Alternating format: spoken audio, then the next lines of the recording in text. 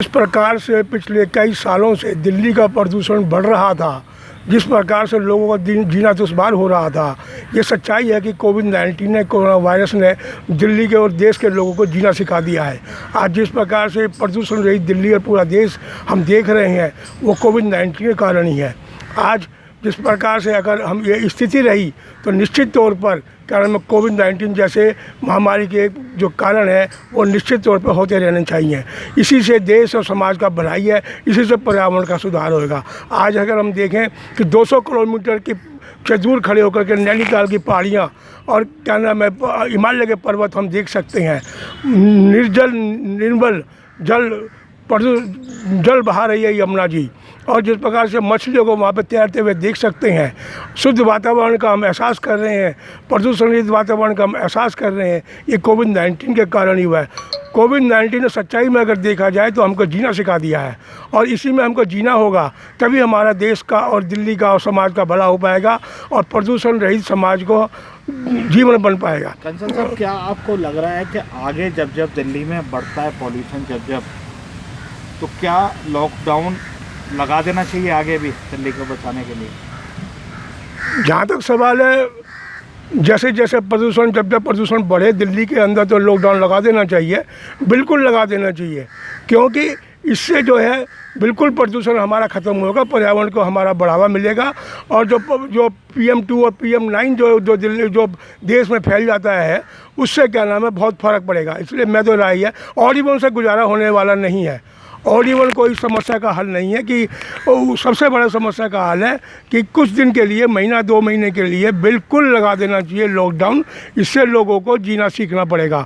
हाँ, एक चीज़ ज़रूर है, इस लॉकडाउन के दौरान हमें मास्क लगाना, हैंड सैनिटाइज करना, आपका हाथ धोना, ये हम लोगों को सिखा दिया, जिसको कि हमें कभी सीखा ही नहीं था।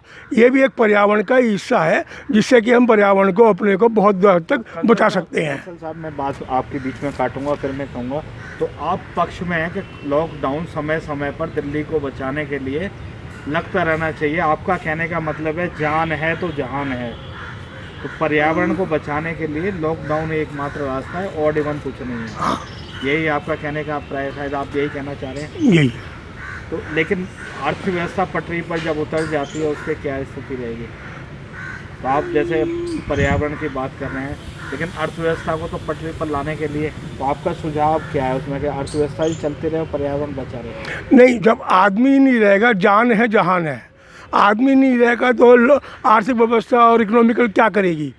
ये सब काम जो होते हैं आदमी के लिए ही हो रहे हैं। इकोनॉमिकल जो व्यवस्था है या पटरी पर जो लाई जाती है इंसानों के लिए होती है, लेकिन जब इंसान ही नहीं बचेगा, इंसान प्रदूषण के मारे, जहर के मारे मरता रहेगा, तो उसका कोई फ़ायदा नहीं है।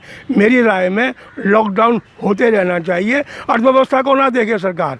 अगर मैं फिर यही बात कहूँगा कि अगर आदमी जिएगा तो अर्थव्यवस्था तो अपना भी पटरी पर आ जाएगी। अब भी तो पटरी पर 3 महीने तक लॉकडाउन रहा है, अभी तो धीरे धीरे अर्थव्यवस्था पटरी पे आ रही है, आगे भी आती रहेगी, ऐसी मैं संभावना रखता हूँ। और लॉकडाउन में दिल्ली गवर्नमेंट से और सेंट्रल गवर्नमेंट से अपील करता हूँ कि लॉकडाउन होते रहना चाहिए। कि जरूरी नहीं है कि कोरोना वायरस के ऊपर ही लॉकडाउन हो, समय समय पर देश की और दिल्ली की स्थिति और प्रदूषण की स्थिति को देखते हुए लॉकडाउन होते रहना चाहिए। तो ये थे विनय कंसल, जाने माने पर्यावरणविद। DDA की भी कई पर्यावरण कमेटियों में रहे, कई पुस्तकें इन्होंने पर्यावरण को लेकर लिखी हैं, बहुत सारे अवार्ड इन्हें मिल चुके हैं। पर्यावरण को लेकर हमेशा आवाज़ बुलंद करते रहे, पर्यावरण को बचाने के लिए हमेशा प्रयास इनके करते रहे।